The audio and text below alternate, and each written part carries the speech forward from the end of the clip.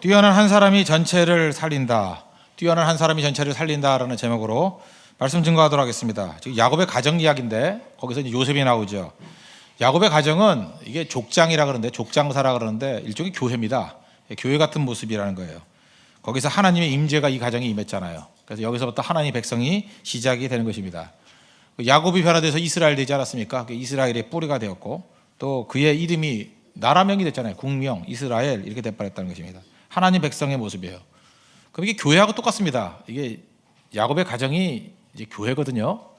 근데 교회 안에 온갖 해괴한 짓들이 다 벌어집니다. 폭력, 뭐 시몬과 레위는 뭐 때려 죽이고, 그다음에 큰형 그 르우벤 같은 사람은 막 타락하고 음란하고, 그 자기 계모하고 뭐 잠자리 같이 하고 뭐 이런 거.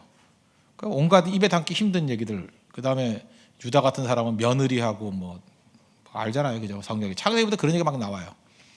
이게 교회거든요. 교회가 어떻게 이렇게 될 수가 있느냐? 근데 이걸 하나님께서 쓸어버려 가지고 다 집어쳐 다시 시작해 그렇게 안 하시고 한 사람을 불러 세우시는 거예요. 그게 요셉입니다. 항상 원리는 그래요. 하나님의 방법은 사람입니다. 그래서 하나님이 어떻게 일하시는지를 보려고 그러면 성경 말씀 보고 또 하나는 사람을 보면 돼요. 저는 이렇게 생각합니다. 우리 교회가 미래가 어떻게 될 것인가? 하나님 말씀이 이렇게 이끌어가는 방향이 있어요. 아, 말씀이 일로 가는구나. 또 하나 보는 게 뭔지 아십니까? 여러분이 전도 안 해도 사람이 와요. 자, 어폐가 있나? 전도 안 해도. 참 묘해요. 하나님이 어떤 엉뚱한 사람을 통해서 이렇게 오게 만드셔요. 아니면 초신자를 통해서 전도를 하든지. 되게 묵은 닭이 알을 못 낳아요. 이제 알을 못 낳는데 자기 그게 믿음이 있는 게 아니거든요. 생산성이 없는 거잖아요. 뭐 이렇게 자기가 생명이 충만하면 또 다른 생명을 낳아야 되는데 신앙이 늙었거나 메가리 꺾거나 그러면 전도를 못 하는 거예요. 이게 불이 아니기 때문에. 근데 다시 신앙이 신선해지기 시작하면 힘을 발휘해요. 그래서 그 사람이 너무 매력적이기 때문에 에너지가 넘치기 때문에 사람이 모여들어요. 그게 전도예요. 뭐 딴 겁니까? 그래서 그를 통해서 묻지요. 소망에 관한 이유를 묻는 거예요. 왜 그래? 이유가 뭐야? 너는 아무리 봐도 뭐 믿는 게 있는 것 같아. 뭐 이렇게 묻는다고요. 그래서 변화가 되는 거라고요. 그래서 교회가 변화된다는 것은 한 사람입니다. 그 한 사람이 어떻게 변화되느냐. 팀이 변하는 것도 마찬가지예요. 한 사람 변화되면 다 변화된다는 것입니다. 그래서 오늘 저녁 예배쯤 드리는 분들은 여러분 보통 분들이 아니거든요. 왜냐하면 이제 갈라 그러다가 이렇게 남은 분들 있죠. 밥 먹다가 시간을 놓쳐가지고 갈 시간을 놓쳐가지고 이렇게 남아 있는 분들 하나님이 다 뜻이거든요. 아니면 갔다가 돌아온 분도 있을 거예요. 나갔다가 왜 아이고 추워 그래서 들어왔던 분도 있고 그렇게 하면서 하나님 말씀 듣는 거예요. 그래서 한 사람 요셉이 되는 겁니다. 요셉이 되면 완전히 변화시킬 수 있다는 것입니다. 왜 그러냐면 하나님이 한 사람을 들어 쓰시면 그를 어디를 보내냐면 공동체 속으로 보내요. 잘 보세요. 하나님께서 담에서 도상에서 바울을 만났습니다. 만났죠? 여러분 하나님 만나기 원하죠. 예수님 만났어요. 부활의 예수님을 만났어요. 예, 사울아 사울아 왜 내가 나를 핍박하느냐. 주인 누십니까? 그러니까 왜 핍박하느냐 그랬더니 나는 네가 핍박하는 예수라고. 그때 내가 무엇을 하리까 그러잖아요. 그 예수님과의 독대거든요. 거기서 일단 변화가 된 겁니다. 변화가 되고 난 다음에 너 이제 나와 함께 제자 훈련하자. 그러면서 광야를 가가지고 예수님과 1대1 독대하면서 3년 반을 보내느냐? 아니에요. 공동체를 보내버리잖아요. 아나니아를 만나라. 공동체 속에 들어갑니다. 쉬워요? 어려워요? 어렵죠. 일단 배척합니다. 저 사람 핍박자였잖아. 우리 사람 죽이려는 사람이었잖아. 막 경계하고 싫어하고 욕하고. 그때 쉬운 일이 아니었다고요. 예수 믿자마자 공동체 안에 들어가는 게 바울에게 쉽지 않았어요. 그런데 하나님은 계속 그를 보내잖아요. 공동체 속에서 살아남아야 돼. 공동체 속에서 영향을 미쳐야 돼. 공동체야. 왜냐하면 하나님께서는 사람을 통해서 한 사람 바울을 통해서 공동체를 변화시키기 원하기 때문에. 사명자인데 공동체를 떠나가지고 무슨 일을 하겠습니까? 그래서 이렇게 생각하면 돼요. 나는 사명받은 사람이다. 근데 사람이 싫다. 그러면 사명받은 거 아니에요. 사명받은 사람은 어렵고 힘들더라도 공동체 안으로 들어가는 겁니다. 요셉을 보세요. 요셉은 사명받은 사람이죠. 그러니까 가정에서 역할을 감당하고 나중에는 보디바리 집에서 역할을 감당하고 감옥에서 역할을 감당하고 애굽에서 역할을 감당하는 거예요. 요셉이 혼자 뛴 적이 없죠. 언제나 공동체 속으로 갔다는 것입니다. 그리고 요셉이 곧 하나님이에요. 예수님 말씀하셨죠. 마태복음 10장에 보니까 나를 영접하는 자는 너희를 영접하는 자는 나를 영접하는 것이고 나를 영접하는 자는 너희 보내신 영접한 거라고. 선지자를 영접하면 선지자의 상을 받을 것이고 그죠? 의인을 영접하면 의인의 상을 받을 것이다. 그러니까 사람 영접이 예수님 영접한다는 거예요. 그러니까 우리 예수님 대리인이라는 거죠. 굉장히 중요한 말씀입니다. 그래서 언제나 하나님께서 동시에 변화시키는 경우도 있지만 한 사람 변화시켜요. 그래서 그 한 사람을 통해서 전체가 다 변화되는 역할을 한다는 것입니다. 오늘 그런 의미에서 여러분들 한 사람의 요셉 되십시오. 주변 탓하는 거 아니에요. 한 사람만 딱 변화되면 다 변화돼요. 하나님께서 거르시는 거예요. 그 한 사람, 그 사람이 누구인가. 그럼 요셉이 어떤 사람이었냐면, 첫째 여기 보세요. 요셉이 지금 핍박당하잖아요. 형제들에게 미움받는 이유가 뭐냐? 미움받잖아요. 이유가 뭐냐? 말씀 때문에 그래요. 여러분이 말씀을 붙들면 미움당해요. 뭐 혹시 그럴 일인지 모르겠지만, 나 혼자 착각이지만 우리 교회가 말씀이 살아있는 교회다. 그럼 미움받아요. 막 세상이 공격해요. 말씀 있는 교회만 공격해요. 말씀 다 죽어서 지리멸렬하는데 공격 안 해요. 말씀만 공격해요. 심지어 말씀이 살아있으면 다른 교회도 공격을 해. 말씀 없는 어중이 떠중이들이. 언제나 그래요. 여기 교회라니까요. 요셉에게만 말씀이 임했어요. 형제들이 막 공격하잖아. 외부가 공격하는 것도 있지만 형제들이 공격하잖아요. 그러다가 그 공격하는 형제를 건져내는 거예요. 말씀의 운명이 어떻게 되나를 보십시오. 말씀이 들어간 거예요. 우리는 오해하기를 왜 요셉이 핍박당했느냐, 그거 아니라고 생각해요. 고자질했기 때문에. 그래서 2절 보니까 뭐 여기 나오잖아요. 그들의 잘못을 아버지께 말하더라. 고자질쟁이, 뭐 채색 옷 입었다.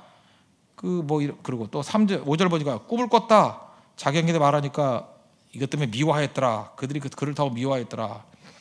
이런 시각으로 만약에 이해한다 그러면 동화죠, 동화. 콩쥐 팥쥐 보는 거잖아요. 왜 요셉이 미움 당했느냐? 고자질해서 혼자만 때때 옷 입어서 이상한 꿈 꿔서. 동화예요? 아니죠. 이건 고자질 문제라는 건 뭐냐 하면 의에 대한 갈망이에요. 요셉은 하나님 말씀이 들어가가지고 의가 뭐예요? 하나님과 올바른 관계, righteousness, 무엇이 right인지를 알았다고요. 그래서 그걸 가지고 붙들고 나가는 거예요. 형제들은 어땠어요? 막 가는 인생들이에요. 지멋대로 살아요. 그러니까 죄가 있는 거죠. 그 기준이 있는 사람이 딱 서 있으면 죄가 있는 사람들은 공격하게 되는 거죠. 요셉이 기준이 있었다는 거 어떻게 알 수 있어요? 보디발의 아내가 유혹했을 때 뭐라 그래요? 내가 어찌 하나님 앞에 득지하리요. 기준이 있잖아요. 기준, 이게 의라고, 의. 그러니까 형들에게 핍박을 당했던 이유가 뭐냐 하면 그에게만 하나님의 말씀에 의가 있었어요. 빛이 있었다고. 그래서 말씀이 있으면요, 말씀 없는 사람들한테 공격 막 당한다니까. 그러니까 말씀 때문에 공격당한 거예요. 절대 고자질 아닙니다. 채색옷도 이것도 또 매도하는 것 같아요. 그래서 혼자만 채색을 입었다 그러는데, 그 창세기 35장에 보면요, 그 요셉의 엄마가 누구죠? 엄마가 라헬. 엄마는 뭐 예쁘게 말하지 좀 문제가 있는 여자예요. 그죠? 시기 질투 많고. 근데 11번째 아들이잖아요. 막내 아들 나타가 죽었어요. 애 나타 죽었어요. 죽었더니 뭐라 그래요? 슬픔의 아들. 그래서 베노니 이랬는데, 아버지가 안더니 뭐야 재수없게 애를 베논이라고 그러면 어떡하냐? 베냐민 그랬다고. 베냐민이 뭐예요? 오른손의 아들. 베냐민 오른손의 아들. 오른손의 아들이 뭐예요? 최고다 이거죠. 최고. 오른손은 10이거든요. 최고다. 그래서 베냐민의 이 이름 때문에 우리 사사기 할 때 얘기했죠. 첫 번째 사사 말고 두 번째 사사 이름이 뭐예요? 에훗. 에훗이 어떤 사람이라고? 왼손잡이라고 성경에 나오는데 원문은 오른손을 쓰지 못하는 사람이에요. 그러니까 그 사람이 베냐민 지파 사람이거든요. 오른손을 쓰지 못하는 사람. 그래서 그 왼손잡이라고 하는데 그냥 태어날 때부터 왼손잡이라기보다는 오른손을 못 쓰기 때문에, 장애를 입었기 때문에 왼손 쓰는 사람, 그런 의미라고요. 그러니까 그 암살범으로 들어가도 경계를 안 했죠. 근데 그게 이제 워드 플레이예요. 베냐민 지파 사람인데 오른손을 못 쓴다는 거예요. 오른손의 아들인데 오른손을 못 써요. 그러니까 얼마나 약하냐 그런 뜻이에요. 말장난이에요, 말장난. 그게 약하다. 에훗은 약하다. 그 아버지가 그렇게 이름 지었다고요. 불쌍해서. 그러니까 오른손의 아들이 아니니까 오른손의 아들이라고 부르는 거지. 원래 이름하고는 반대잖아요. 순할 숫자 들어가면 순하지 않잖아요. 거세고. 아름다운 미자 들어간 여자 치고 예쁜 여자 있어요? 거의 없잖아요. 그 반대잖아요, 반대. 오른손의 아들. 그러니까 이거 오른손의 아들이 아니라는 거, 약하다는 뜻이에요. 약하다는 뜻. 엄마도 없이 불쌍하잖아요. 근데 사실 베냐민은요, 태어날 때 조건이잖아. 어렸을 때는 그냥 그 엄마나 아버지가 하는 대로 하는 거예요. 그래서 겁낼 거 하나도 없어. 그게 조건이에요. 태어날 때부터 엄마가 없었어. 그럼 엄마가 없는 거지 뭐. 안 그래요? 난 베냐민은 그렇게 슬펐다고 생각하지 않아. 왜냐하면 태어났더니 엄마가 없어. 뭐 비교할 게 없잖아요. 뭐 세상은 엄마가 없는가 보네. 뭐 그런 거지 뭐. 그저 이렇게 아빠가 있는가 보네. 뭐 나를 낳지는 않았던 또 다른 엄마가 있네. 셋이나 있네. 뭐 이러고 사는 거 아니에요, 그냥? 베냐민은 그래서 생각보다 충격이 덜 할 수 있었어요. 근데 있다가 없어지는 건 충격이죠. 그 나이를 볼 때 아마도 그 요셉은 한 5살, 6살 정도 터울이 된 것 같아요. 엄마가 있다가 죽었어요. 동생 갖다 죽었어요. 얼마나 힘들어요. 그러니까 사실 가장 큰 충격을 받는 거는 요셉이었다고 생각합니다. 요셉과 베냐민. 얼마나 또 불쌍해. 안 불쌍해요? 그 짐승 같은 형들이 막 있잖아요. 막 털나고 사람 죽이고 막. 나이 차이도 많아요. 얼마나 나이 차이가 많은지 계모하고 잠자리를 할 정도로 형들은 형이 아니에요. 거의 아버지 같은 나이예요. 그죠? 뭐 이상한 그 시꺼먼 사람이 30살짜리가 형 그러고 3살짜리가 형이라고 30살짜리 그럴 수 있는 그런 나이라고. 그러니까 이게 뭐 쉬운 집안이 아니죠. 근데 어린애 5살짜리가 동생 태어났다고 안아주고 돌봐주고. 요셉은 소년 가장이에요. 거의. 그래 아버지가 볼 때 불쌍하지 않아요? 불쌍하니까 좀 좋은 옷 입혔어. 아르마니 옷 입혔어. 형들은 나이스 입히고 프로스포츠 입히고. 애들이 많으니까 어떡할 거예요, 그죠? 뭐 조금 나은 거 입었어, 그죠? 짝퉁이고 얘네는 정품, 나이키 뭐 이런 거. 나이스와 나이키 차이예요, 딱 그거. 그러면 이걸 차별이라고 얘기할 수 있어요? 편애라고 얘기할 수 있어요? 전 그거 아니라고 생각해요. 그거는 어떻게 보면 공정한 거죠. 우린 잠깐만 이게 기계적인 평등을 얘기를 해요. 그 버스 탔는데 어린애가 있어요. 아주 어린애. 그리고 건장한 대학생이 있어요. 그럼 어린애한테 우선적으로 앉히는 게 그 차별이에요? 그 약자 보호지. 안 그래요? 다 큰 놈들이 뭘 자기들이 벌어먹으면 될 것 같고 체격을 뺐다고 이걸 시기 질투해. 오히려 너무 약하니까 아버지가 그냥 보상으로 이렇게 더 사랑해 준 거지. 그럼 이해를 해야지. 이걸 시기 질투할 문제 이게. 그러니까 이거 시기 질투다. 이것도 문제가 있어요. 이거. 그거 아니죠. 나이 차이가 크다니까요. 꿈 얘기인데 꿈은 이거 계시예요. 하나님 말씀이거든요. 이게 정확히 말씀이죠. 하나님께 말씀 받은 거에 대해서 이제 견딜 수가 없으니까. 여러분 하나님 말씀 받아왔어요? 여러분들이 하나님을 믿는데도 불구하고 나는 과묵하게 살아가. 그러면 진짜 하나님의 말씀을 받은 게 아니에요. 하다못해 여러분 설교를 듣고 큰 은혜를 받으면요. 견딜 수 없어서 말하게 돼 있어요. 그냥 붙잡고 잠깐 얘기하는 거야. 이거 들어봤냐? 전달도 못해. 그래서 목사가 얼마나 힘든지 그때 알게 돼. 듣고 자기가 만든 것도 아니야. 카피해가지고 전달도 못해. 나는 은혜 받았는데 막 하다가 안 되면 그냥 은혜 받으란 말이야 막 그러고 뭐가 재밌는지 알았더니 설명도 못해. 하여튼 재밌는 얘기야 뭐 이러고 하나도 재미없고. 그 무슨 얘기예요? 가슴이 뜨겁다는 얘기예요. 말씀이 꽉 차니까 가슴이 뜨겁다는 얘기예요. 전하지 않을 수 없어요. 지금 이 꿈 얘기는 뭐냐면 그 당시에 성경책이 없으니까 꿈을 통해서 하나님이 계시를 주신 거 아니에요. 말씀을 주신 거 아니에요. 말씀을 듣고 너무 뜨거워서 견딜 수 없어가지고 그냥 간증한 거예요. 간증. This is my story예요. 이게 내 간증이라고요. 간증. 그게 뭐 꿈자랑이에요? 지어낸 얘기도 아니잖아요. 만약 이걸 핍박당할 거라 그러면 이걸 얘기를 왜 하겠어. 이런 꿈을 받았다고. 하나님께 내게 계시를 주셨다고. 이런 사람들 있잖아요. 그 예레미야 보면 예레미야 20장 9절 보니까 핍박이 하도 심했어요. 예레미야한테서 이렇게 사람들이 싫어했다고. 근데 하나님 말씀을 자꾸만 주시는 거예요. 그래서 핍박당하고 하도 욕을 하니까 내가 다시 전하나 봐 그랬다고요. 그런데 안 전하려고 그랬더니 하나님 말씀 받은 사람의 심정을 이렇게 얘기해요. 내가 다시는 여호와를 선포하지 아니하고 그의 이름으로 말하지 아니하리라 라고 결심했대요. 하도 이 인간들이 안 좋아가지고 맨날 핍박하고 욕하고 때리고 막 덤비고 하니까. 그런데 하나님 말씀을 받은 사람의 심정이에요. 나의 마음이 불붙는 것 같아서 골수에 사무치니 답답하여 견딜 수 없나이다. 그래서 할 수 없이 말씀 증거했대요. 그 심정 아세요? 전하지 않고 견딜 수 없는 마음이라고요. 전하지 않고 견딜 수 없는 마음. 이게 요셉의 마음이라고 생각합니다. 저는 이런 경험을 했던 게 언제였냐면은 고등학교 때, 뭐 대학교 때 특별히 그랬다. 대학교 때, 고등학교 때 그때는 저는 뭐 공부를 이제 밤새서 많이 했거든요. 이렇게 밤새서 밤 공부를 많이 했어요. 밤 공부를. 근데 공부를 하면 공부를 해야 되는데 요즘에 제가 그런 얘기 있잖아요. 우리 부모님은 그러지 않았어요. 야, 책 읽지 말고 공부해. 이런 말 안 했어요. 참 무식한 부모들이 하는 소리예요. 책 읽지 말고 공부해. 그 뭐예요? 입시 공부 따로 있고 책 따로 있고 책을 갖다가 이게 쓸데없는 짓이라고 생각하는 거야. 참 바보죠.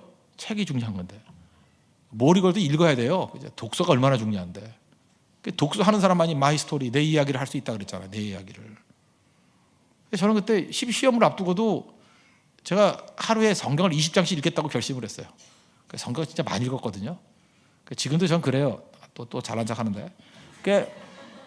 이게 비행기라는 거 타면요 성경책 없이도 설교 준비해요. 우리가 눈 감고 창세기 1장을 이렇게 머리를 읽어요. 1장, 2장, 3장, 4장 내용이 다 기억나거든요. 이렇게 5장 눈 감고 성경 읽을 수 있어요. 이렇게 쭉 지금 무슨 소리인지 모를 사람도 있겠지만 이렇게 읽어요. 이렇게. 근데 그게 언제부터 훈련이 됐냐면 초등학교 때부터 훈련이 됐는데 뭐 누가 시켜서가 아니야. 혼자서. 근데 고등학교 때 진짜 성경을 많이 읽었던 것 같아요. 하루에 20장 있는 거예요. 20장 있는데 너무너무 성경이 좋아서 너무너무 재밌어서 그 다음에 드라마 다음 편 보는 것 같이 끊어질 수가 없어. 그 다음에 뭐가 나올지 궁금해서 또 보고 또 읽었었던 건데 다시 읽으면 다시 궁금한 거예요. 그래서 200장 읽고 그랬다가 말았어요. 그러면요 공부고 뭐고가 있어. 성경만 무지하게 읽고 어머니는 공부 열심히 하는 줄 알고 커피 끓여다 주고 또 성경 읽고 그런데도 불구하고 뭐 공부하는 건 순식간에 되더라고. 성경이 이해가 되니까 뭐 학문은 이런 거 있잖아요. 성경의 맥락이 뭐냐면 하나님 왜 이 말씀을 하셨는가 왜를 물었거든요. 그러니까 이거 교과서에 나오는 뭐 이 내용들 보면 이거 도대체 뭘 가르치려고 이걸 하느냐 그 이유를 묻게 돼요. 수학 같은 거 이거 왜 수녀를 왜 만드나 보니까 그게 이해가 되더라고. 뭐 집합 개념이 나오고 집합. 이게 집합이라는 개념이 있구나. 그 집합을 갖다가 이게 이제 물인데 이걸 갖다가 이제 하나의 점으로 만드는 게 방정식이구나. 그래서 미지수 x가 있고 y가 있고 이게 방정식이구나. 근데 이게 점점 이어진 걸 갖다가 이걸 갖다가 선으로 연결시키는 거 그게 함수구나. 선이 2차 함수고 그다음에 면은 3차 함수고 함수가 되는 거구나. 함수 다음이 probability 이게 확률로 나가는 거구나. 그게 수학이더라고. 그래서 그 왜 맞는지를 이해하니까 그 다음에 이거 어떻게 하는 거지 하고 들어가니까 너무 쉬워지는 거예요. 그래서 수학은 철학이라는 걸 그때 알았어요. 수학은 이게 문제 푸는 게 아니에요. 띵킹이에요. 그래서 그걸 보니까 너무 쉬운 거예요. 계속해서 일반화시키는 거야. 일반화시키는 게 수학이더라고. 그죠? 집합 개념에서 점에서 선으로 면으로 그 다음에 확률로. 그게 수학이더라고. 수학. 그 다음에 그게 이제 확률적인 세계관이 넘어서 가지고 그걸 벗어나는 세계가 그 다음은 철학이더라고. 형이상학이에요. 철학으로 가버리더라고. 학문이 그런 거더라고요. 별거 아니네. 결국 인간의 한계가 이거네. 그러고 난 다음에 다시 수학책 보니까 너무너무 쉬운 거예요. 이거 애들 장난이지 뭐. 이거 기초적인 생각을 하는 걸 이렇게 뭐 하는 거지. 당연히 그렇게 나올 수밖에 없는 거죠. 그러고 난 다음에 이제 스킬이죠. 푸는 스킬 몇 개 깨우치니까 그 다음 뭐 계산하는 법이지 뭐. 그냥 계산만 하면 나오는 거죠. 뭐 어려워요. 묻는 게 뭔지 뻔히 아니까 뭘 묻는지. 그거에 바로 그거. 근데 그게 독서에서 나왔거든요. 독서에서. 성경 읽으니까. 지혜가 나오더라. 성경 괜히 쓸 리가 없잖아요. 저는 뭐 실학책 보고 한 게 아니고 창세기를 볼 때 이렇게 생각했어요. 창세기는 1차 독자가 누굴까? 그래 그거 궁금하더라고. 모세가 썼네? 모세가 언제 썼을까? 출애굽할 때. 그러니까 창세기는 1차 독자가 출애굽의 백성들이에요. 왜 썼을까? 우리가 지금 뭐 하는 짓이에요? 이걸 묻는 거에 대한 대답이죠. 우리가 왜 애굽에 왜 살았죠? 외국에 살 때 이유. 애굽에서 왜 나왔죠? 여기 약속 때문에 나오는 거야. 그럼 우리가 뭘 해야 되죠? 창세기에 있던 이 모든 것들을 극복한 새로운 나라를 만드는 거야. 그게 출애굽기예요. 어떤 나라 만들까요? 예배하는 나라, 레위기. 그 다음에 우리가 살다 보면 갈등들이 있죠. 그게 민수기. 그 다음 세대 전달해 줄 게 있죠. 그게 신명기. 모세오경이 그냥 나오잖아요. 그러니까 왜 이걸 썼는지에 대한 이해만 있으면 되는 거죠. 공부는 뭐예요? 공부한답시고 그냥 아무 생각도 없이 외우기만 해. 바보 아니에요? 왜 외워 이걸? 외워서 뭐 하려고?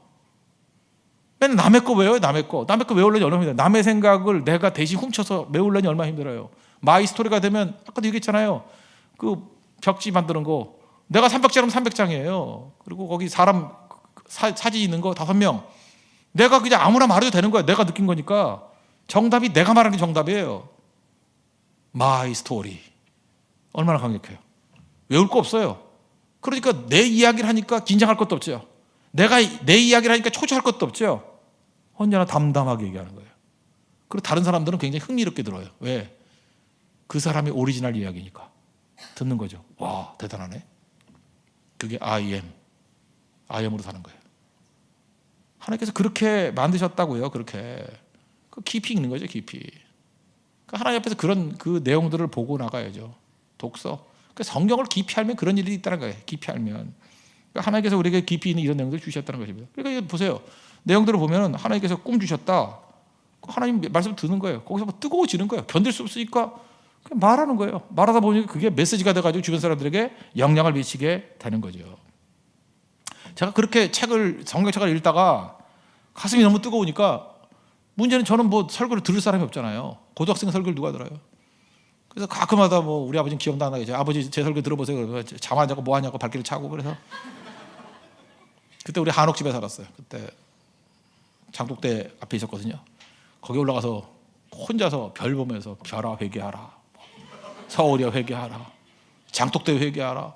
그때 혼자 막 설교하고 그랬어요. 뭐 얼마든지 하겠더라고. 왜? 마이 스토리니까. 내가 받은 은혜를 막 쏟아붓는 거니까. 그러니 뭐 전도 안 할 수 있겠어요? 전도하는 거죠. 그때 내가 벌써 그 목사의 영을 좀 받았는가 봐. 그때 조금. 그때 목사할 마음은 별로 없었는데 그래서 혼자서 뭐 이렇게 뭐 만들어서 뭐 보내기도 하고 전도도 하고 그랬어요. 대학생 때는 그 대학교 가가지고는 중학교 3학년을 처음 가르쳤거든요. 걔네들이 원숭이띠야. 68년생. 그때 내가 맡은 애들이 5명 맡았는데 6개월 만에 50명이 됐어요. 50명이. 그래서 그때부터는 교사 때부터 부흥이 뭔지를 알았어. 50명. 딱 간단하더라고. 그냥 계속 늘어났어요. 계속. 그랬더니 여기저기서 시기하는 자들이 막 나타나가지고 그죠. 심지어 전도사님까지 시기래. 전도사님까지. 나 시기하던 그 전도사님이 미국으로 이민 갔다가 죽었어요. 기억나는데. 그죠? 제가 솔직히 말해서 내가 왜 목사가 되겠냐 그러냐면 하도 핍박을 해가지고 교사가 하니까 제가 교사를 견제를 하는 거야. 못하게 하고 뭐 50명 되고 그러면 다시 쪼개가지고 다시 5명 남겨주고 뭐 이렇게 또 하면 또 쪼개고 미치겠어 진짜. 계속 태클 걸고 뭐 신학적으로 문제가 있다느니 맨날 이러고 당연히 문제가 있지. 내가 신학을 했나? 나는 뭐가 문제인지도 모르겠어. 뭐가 문제래? 공부 좀 더 하라 그러고. 그래서 그냥 열받아가지고 신학적 좀 더 보고. 근데 내가 이름 얘기하고 싶네. 그분 내가 진짜 열받아가지고 사실 내가 신학을 하게 된 거예요. 그냥 내가 하고 말지. 그것도 굉장히 크게 작용했어요. 그죠? 이름 얘기하고 싶은데 그냥. 그러다가 미국 가가지고 이분은 또 목사 안 했어요. 목사인데 목사 안 하고 사업을 했대. 사업. 벌써 이게 많이 알게 되나? 사업을 한다고 해서 주유소 사업하다가 무슨 소송 걸려가지고 화병에 돌아가셨어요. 이상하게 돼버린 거죠. 하여튼 내 인생에서 그분이 되게 영향을 많이 미쳤는데 하여튼 지금 돌아가셨어요. 돌아가셔가지고 애틀란타에서 돌아가셨어요. 너무 많이 얘기했나? 하여튼 그래요. 그때 그런 거 했다고 우리가 뜨거워. 나 지금도 그래요. 말씀이 들어가서 가만히 있다는 거 엉터리라고 뜨거워 부르기 터져나와서 말하게 돼 있죠. 요셉이 그런 거 했다고 그런 거. 꿈 얘기예요. 여러분들에게도 전하라 억지로 할 거 없어요. 하나님 말씀이 있는 그대로 받아들이고 말씀을 읽으면요. 이 속에서 그냥 터져나오는 거예요. 말하지 않고 견딜 수 없는 거예요. 예레미야가 그러잖아요. 내가 말 안 하겠다고 이런 놈들한테 뭐하러 말을 해. 그래서 다시는 전하지 않겠습니다 하고 결심했지만 마음이 불붙는 것 같아요. 마음이 불붙는 것 같아서 골수에 사무쳐서 답답해 견딜 수 없어서 다시 말씀을 증거한다는 거예요. 이게 요셉입니다. 일을 한 사람 나오면 돼요. 우리 성도들 마찬가지죠. 이 한 사람만 나오면 다 터져 나온다는 것입니다. 그래서 요셉이 핍박받은 이유가 뭐예요? 말씀 때문에 핍박받은 거예요. 여러분 핍박을 혹시 받는다 그러면 왜 받아요? 말씀 때문에 받는 거예요. 핍박 안 받는다 그러면 진짜는 아닐걸.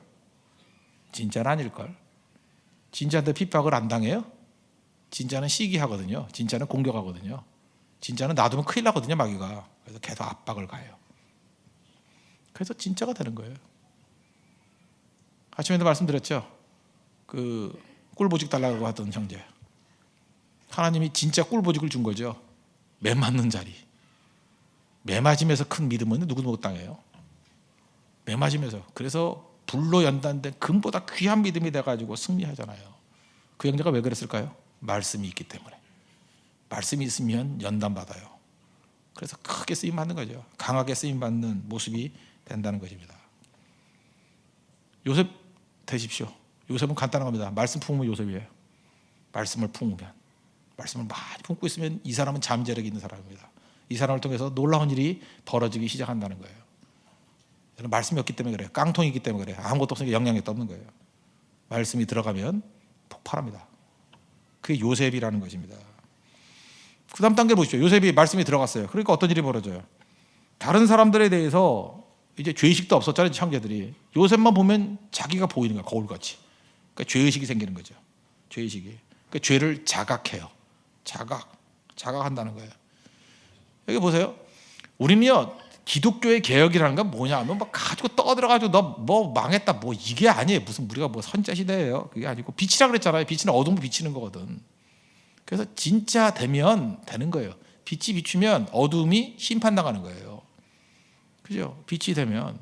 그래서 너나 잘하세요. 그게 정답이에요. 빛이라고. 뭐 예를 들어서 이런 거죠.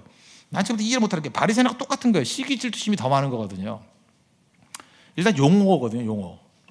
이제 교회에 대해서 이제 뭐라 그래요. 뭐 교회 잘하는 건 하나도 얘기 안 하면서 뭐 무슨 뭐 전쟁 난다고 외국에 갔다라는 무슨 뭐 이상한 전도사? 그것도 전도사인가? 뭐 그런 거나 맨날 하고 세상은 그래요. 교회 잘하는 거 절대 관심 없어요. 뭐 이상한 거에 관심이 많아. 뭐 그래서 그런 걸로 다 치려고 그러고. 그다음에 그 목사님들이 뭐 아들한테 물려준 거 세습이라 그러고 벌써 보세요. 교회 세습이라고 말하는 것 자체가 벌써 악의적이죠. 그렇지 않아요? 내가 이제 찬성한다는 뜻도 아니고 일단 세습이라 그러면 나쁜 거 아니에요. 벌써 말 자체가 나쁜 거죠. 제가 그런 얘기 했잖아요. 그 언어라는 게 너 요즘도 마누라 패냐? 이거는 질문 자체가 악한 거라니까요. 이건 예스 노로 대답할 게 아니에요. 그렇게 말하는 놈은 나쁜 놈이에요. 무조건. 그건 악의적이죠. 너 요즘도 마누라 패냐? 예 그러면 패는 거고 아니요 그러면 옛날에 팬 거고. 그렇잖아요. 질문 자체가 벌써 규정을 다 하는 거야. 그걸 정죄라 그래요. 정해놨어요. 죄를 딱 정해놨어. 너 요즘도 마누라 패냐? 지가 하나님이에요? 그렇게 말하게? 그렇게 말하는 놈은 나쁜 놈이에요. 그래서 지혜로운 사람은 그렇게 묻는 사람 보고 너 나쁜 애야 이렇게 얘기한다고. 이건 지혜로운 사람이에요. 예스나 노 대답할 수 없어요. 그 질문 자체가 함정이에요. 악한 거예요. 그죠? 악한 거라고. 마찬가지로 교회에서 해서 그러는 건 이거는 가치 중립적이지 않아요. 이건 정죄하는 거예요. 무조건 나쁘다.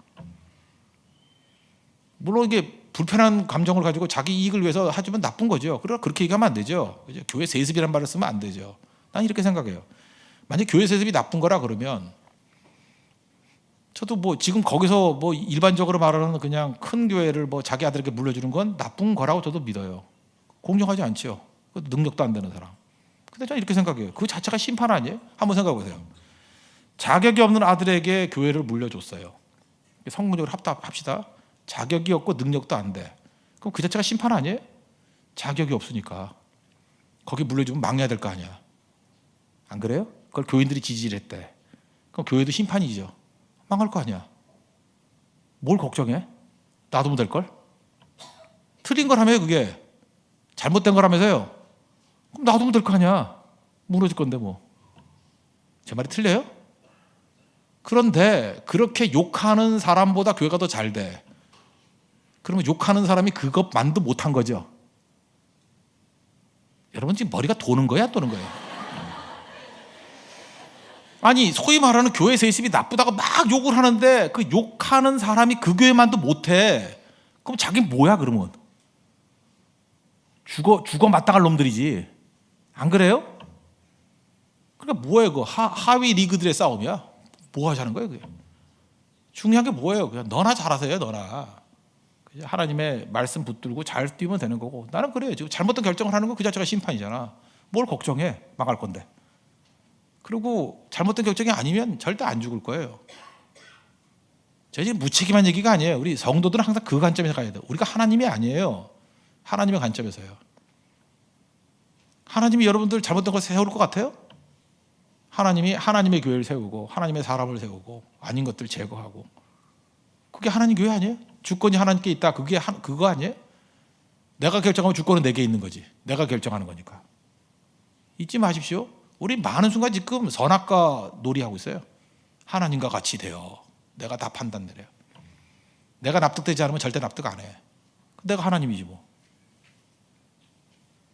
이게 바로 뭐 자기 의가 돼버리는 거예요. 바리새인이 그랬다고. 잘 보세요. 바리새인이 자기 기준으로 이해 못하는 게 되게 많아요. 예수님이 이해 못할 일을 되게 많이 하셨죠. 근데 하나님이 쓰시면 맞는 거 아니에요? 근데 끝까지 자기가 옳대. 그 자기가 하나님인 거지. 선악과 놀이하고 있잖아요 지금. 그게 바리새인이에요. 도덕적으로 상당히 괜찮은데 결국은 지가 하나님이야. 그러니까 바리새인이라고. 하나님이 가장 미워하는 사람이 되더라는 것입니다. 요셉이 형들에게 그저 뭐 딴 일 한 거 아니에요. 그냥 자기가 말씀으로 서 있으니까 그게 빛이 되어가지고 그들로 하여금 정죄가 되잖아요. 그 자체가 삶이. 사울이 펄펄 뛰면서 왕 노릇 못하면서 다윗 막 공격했습니다. 다윗이 했던 일이 뭐예요? 죽일 수 있는 찬스가 2번 왔는데 안 죽이고 살려보내죠. 사무엘상 24장 16절 이하에 보니까 나중에 한번 감동을 받아가지고, 얘는 또 감동 잘 받아. 사울이 그래요. 나는 너를 학대했는데 너는 나를 선대하니 너는 나보다 의롭구나. 그러면서 내 아들아 내 아들아 하면서 울어요. 저는 이게 굉장히 의미가 있다고 생각합니다. 이게 심판이에요. 다윗이 사울에게 너 잘못했다, 왕꼴이 그게 뭐냐, 네가 그렇게 살면 되냐, 그렇게 말한 적 한 번도 없어요. 그냥 말씀 붙들고 자기 길 걸었어요. 그랬더니 어느 순간, 물론 순간이었지만 원수의 입에서 찬사가 나오잖아요. 이게 성도의 삶이라고요. 직접적으로 떠드는 거 아닙니다. 저도 옛날에 단골 많이 쳤거든요. 알다마는 다마다 아니에요. 쿠션. 언제나 쿠션으로 쳐야 돼.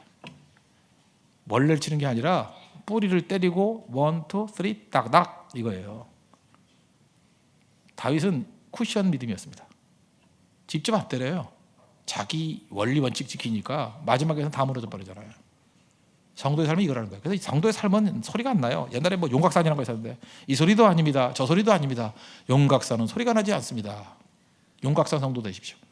우리 소리 나는 성도들 아니에요. 소리 안 나요. 근데 자기 역할 감당하면 용각산은 분말가루지만 먹으면 목에 있는 가래가 다 녹아버려요. 무섭죠? 그거에 바로 그게 성도의 삶이라는 것입니다. 요셉이 되십시오. 요셉같이 살면 돼요. 한 사람이 되고, 그죠? 그 사람이 말씀 붙들면 핍박은 당하더라도 그가 그 가정을 건지는 사람이 되는 거예요. 그리고 그 자체가 빛을 발하는 순간에 그것이 메시지가 돼가지고 기준이 돼버린 겁니다. 그리고 그 다음에 할 일이 뭐예요? 인내와 낮아짐이죠. 하나님께서는 오전에 말씀드렸지만 마디를 만드는 시간을 주십니다. 마디. 대나무가 20m가 올라가도 든든했던 이유가 뭐냐 하면 중간에 정체같이 보이는 마디가 있어요. 마디의 시기가 있어요. 이거는 아무 의미 없는 시기가 아닙니다. 마디는 성장이 멈췄지만 강력해지는 시간이에요. 두꺼워지는 시간이에요. 인생의 마디.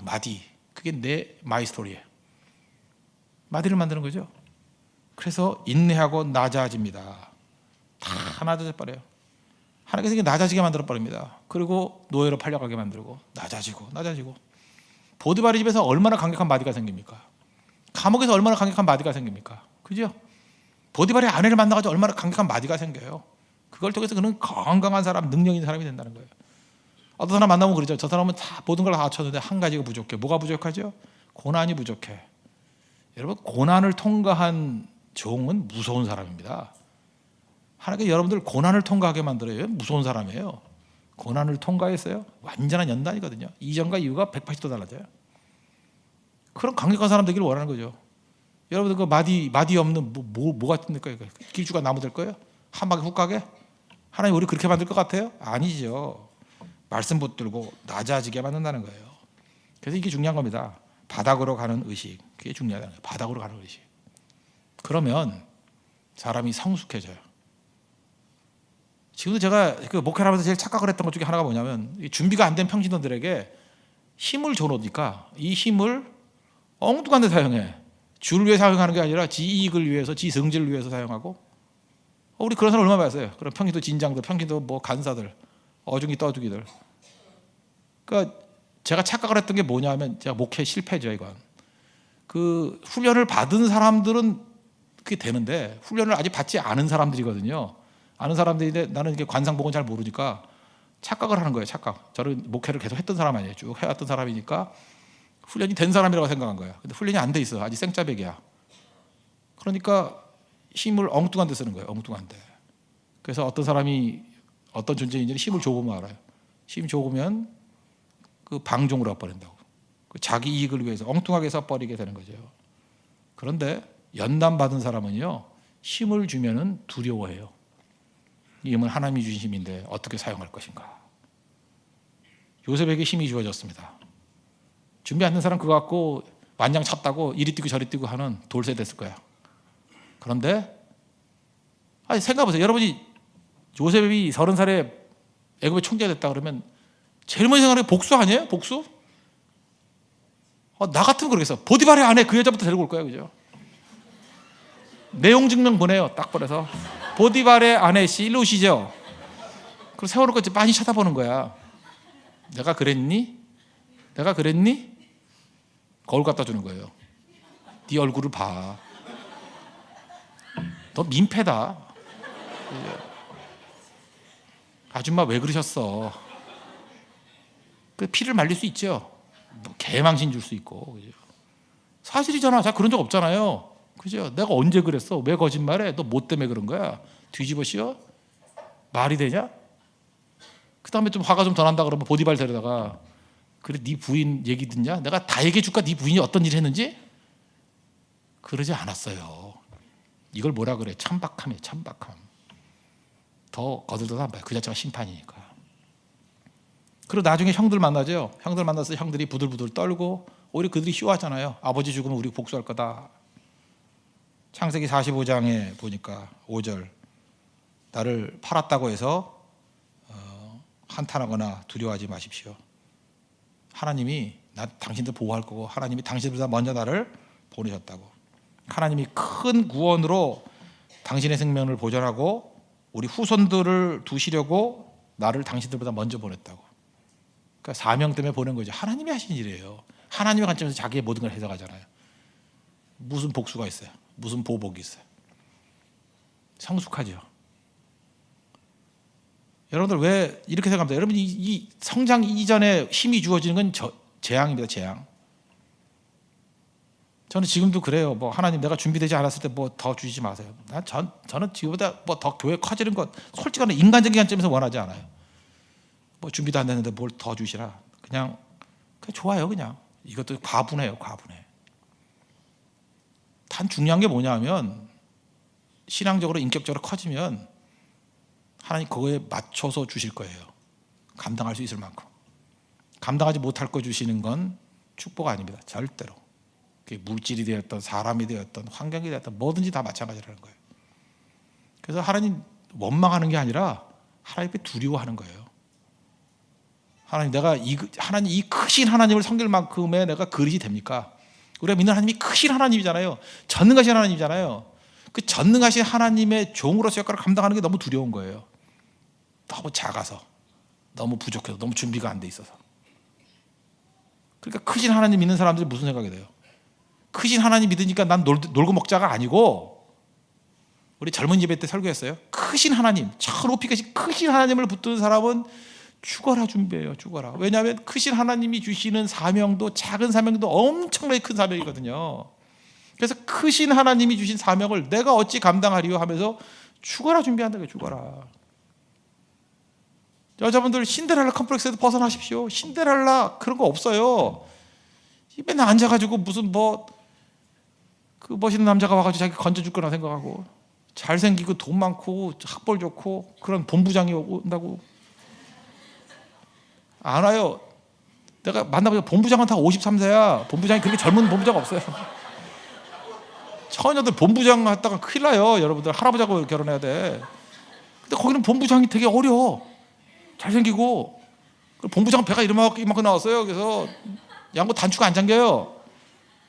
근데 거기는 식스팩이야. 그런 사람 없어요. 거기다가 또 다른 본부장이 또 좋아해. 삼각관계야. 한 명이 좋아하는 것도 벼락 맞을 확률인데 두 명이 좋아해요?